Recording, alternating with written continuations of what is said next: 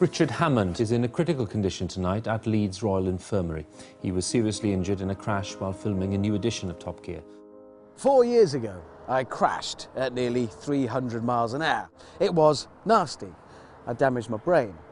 But in fact, I was very, very lucky, because in an accident such as mine, you would expect me to have damaged not just here, but here, the spinal cord. It's all part of the same system. And all too often, for people who've been involved in major accidents and have damaged the spinal cord, that damage is permanent. And for them, life is never the same again. Last year, Times columnist Melanie Reid had a horse riding accident that changed her life forever. I was doing cross-country training with my horse. He did a sudden refusal over a small jump, and I went over his neck and my face planted in the ground and my body kind of crunched over on top of me. I knew immediately something catastrophic had happened, and I reached down with my right hand and I couldn't feel my body, I couldn't feel my legs wouldn't move. Melanie was airlifted to hospital, where doctors delivered the devastating news that she might never walk again.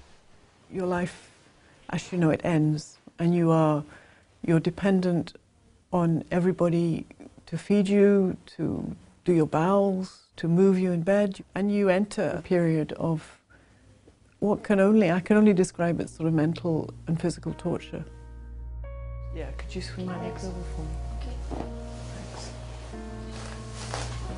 10 months later, Melanie's still in hospital, trying to come to terms with her condition. Better on the floor, actually.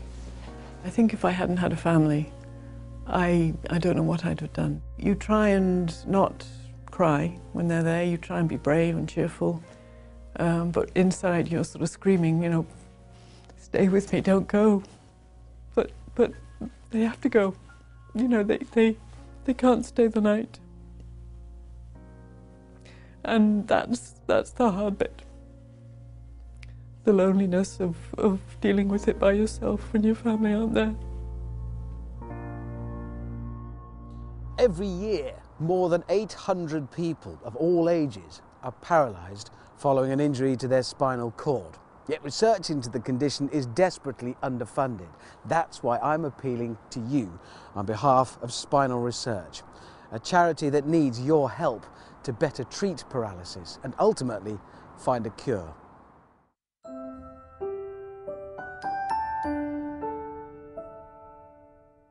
When Dan was a toddler, he was just never still. He had so much energy. Literally had to pin him down to get him to bed. Dan was just 4 years old when, on a family holiday in Greece, he was paralysed in a car accident. He asked me why he couldn't move his arms and legs. So I had to tell him that he'd had an accident, that he'd got an injury in the back of his neck. And then he asked me when it would get better.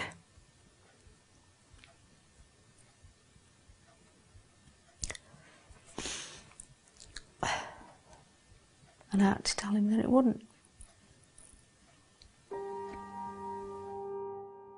Dan's spinal injury was so severe he couldn't breathe unaided and was put on a ventilator indefinitely. 9 years later, he still needs 24-hour care.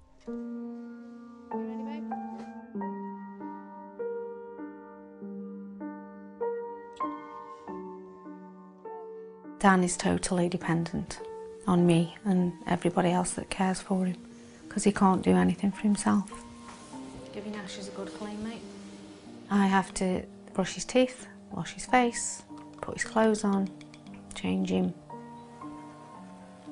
And to be in that situation, well, it's unimaginable unless you're there. 30 years ago, when the charity first started, it was thought that the spinal cord couldn't be repaired, that paralysis was permanent and must be endured. But now, thanks in part to work funded by Spinal Research, there is hope. Here at the Spinal Injuries Unit in Glasgow, The charity is studying the benefits of a robotic treadmill that's helping patients with some feeling in their limbs to improve their mobility.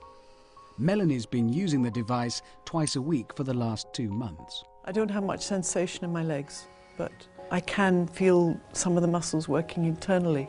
And a decision was made to try me on a machine called the Locomat.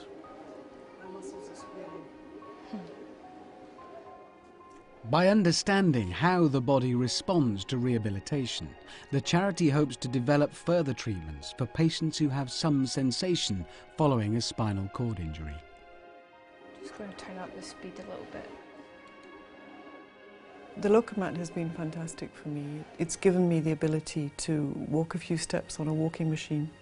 It's helped, I think, train my brain, and it's helped me lift my hips and my knees forward in a way that I couldn't previously do. You know, it's a big achievement. Big achievement. How do you think I did? I think you did really well, because we managed to increase the speed pretty quickly, and we also managed to increase the amount of weight you were taking, so that was good.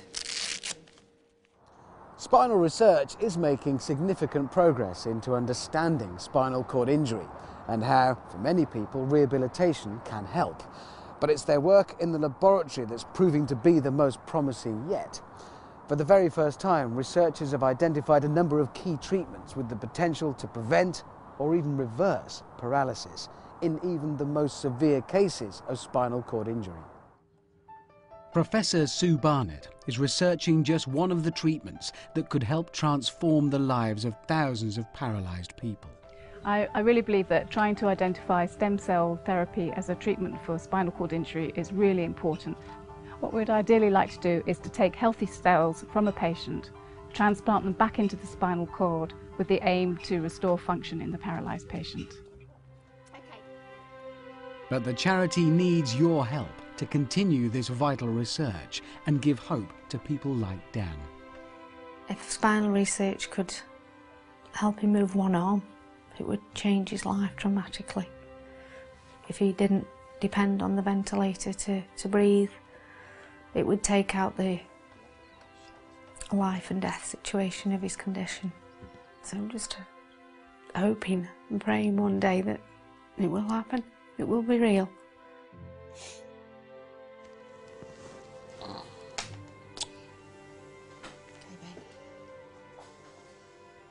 Help make paralysis a thing of the past. Please donate by calling 01483 898 786, or you can visit the website spinal-research.org.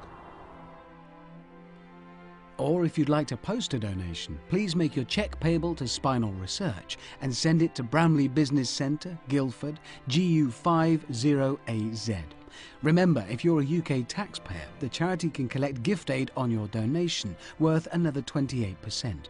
Just send in a note to say you want your donation to be subject to gift aid and include your address. Thank you.